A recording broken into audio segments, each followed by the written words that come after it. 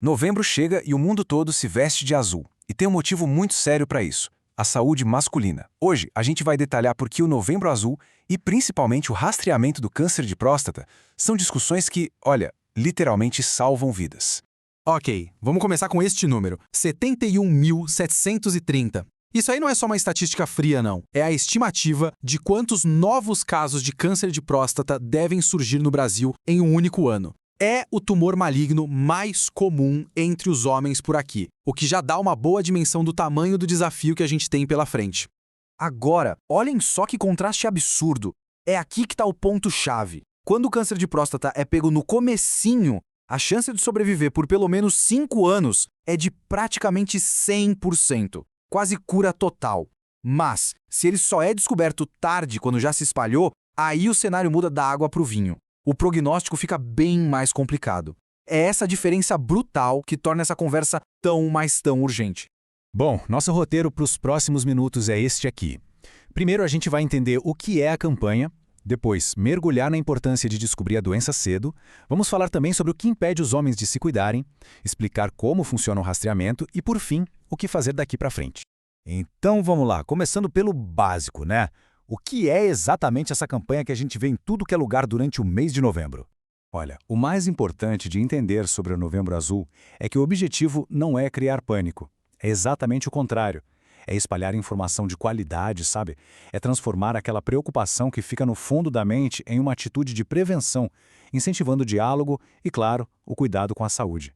E essa história toda começou de um jeito bem inusitado. Lá em 2003, na Austrália, um grupo de amigos teve a ideia de deixar o bigode crescer durante o mês. Eles chamaram de Movember, uma mistura de mustache, que é bigode, com November. A ideia era simples: usar o bigode para puxar assunto sobre a saúde dos homens. O que começou como uma brincadeira virou esse movimento global gigante. Certo. Agora vamos para o coração da nossa análise, para entender como essa conscientização toda se transforma, na prática, em vidas salvas. Essa aqui é talvez a informação mais crucial de todas. Nos seus estágios iniciais, que é quando o tratamento é mais eficaz, o câncer de próstata é silencioso. Ele não dói, não incomoda, não dá nenhum sinal de que está ali. Por isso, ficar esperando aparecer algum sintoma para procurar um médico pode ser tarde demais. A doença já pode ter avançado. É por isso que o rastreamento, a busca ativa, é a única ferramenta que a gente tem. Ok, mas se descobrir cedo é tão eficaz, por que tantos homens ainda evitam os exames? Vamos dar uma olhada nessas barreiras que precisam ser derrubadas. Pois é, os motivos são complexos e, na verdade, bem humanos. Tem o medo do que o exame pode encontrar, tem a vergonha ou desconforto com alguns procedimentos, aquela ideia errada de que médico é só para quando se está doente e, claro, uma pressão cultural muito forte. E essa frase, homem não adoece, resume muito bem essa pressão. É aquela noção de invulnerabilidade, sabe? Que acaba impedindo muita gente de fazer o básico, que é um check-up preventivo. Reconhecer que essa mentalidade existe já é o primeiro passo para a gente conseguir mudar isso. Certo. Agora que já entendemos as barreiras, vamos desmistificar o rastreamento. Como é que ele funciona na prática? O processo é bem mais simples e rápido do que muita gente pensa. Basicamente, o rastreamento se apoia em 2 exames principais: o exame de sangue, que é o PSA, e o exame de toque retal. Vamos ver o que cada um faz. O PSA é um exame de sangue comum, que mede uma proteína que a próstata produz. Se os níveis estiverem altos, pode ser um sinal de alerta. Já o toque retal é um exame físico super rápido, coisa de segundos mesmo, em que o médico consegue sentir a próstata para verificar se tem algum caroço, alguma alteração no tamanho ou no formato dela. E aqui está o pulo do gato. Um exame complementa o outro. Eles precisam ser feitos juntos. Por quê? Porque um tumor pode não alterar o PSA, mas ser facilmente sentido no toque. E o contrário também acontece. Fazer só um deles é como deixar uma porta de segurança aberta. É a combinação dos dois que dá a proteção necessária.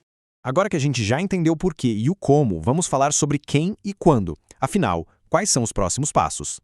As recomendações são bem claras e levam em conta os fatores de risco. Para a população em geral, a conversa com o médico sobre o rastreamento deve começar aos 50 anos. Para homens negros ou que têm pai ou irmão que já tiveram a doença, a indicação é começar antes, aos 45. E para quem tem certas mutações genéticas, como as do gene BRCA, a discussão pode começar já aos 40. Mas olha, o mais importante é lembrar que a decisão final de quando e como começar é sempre uma conversa entre o médico e o paciente.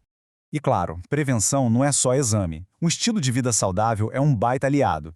Mantendo um peso adequado, praticar exercícios, comer bem, evitar o cigarro e não exagerar no álcool são atitudes que diminuem o risco não só do câncer de próstata, mas de um monte de outras doenças também. Bom, a gente chega ao fim desta análise, mas o trabalho de conscientização continua, né? A informação que a gente compartilhou aqui é a ferramenta mais poderosa que existe. O primeiro passo foi dado. Agora, a pergunta que fica no ar é: qual será o próximo? Seja marcar uma consulta, compartilhar essa conversa ou simplesmente puxar esse assunto com alguém querido. A prevenção está nas nossas mãos.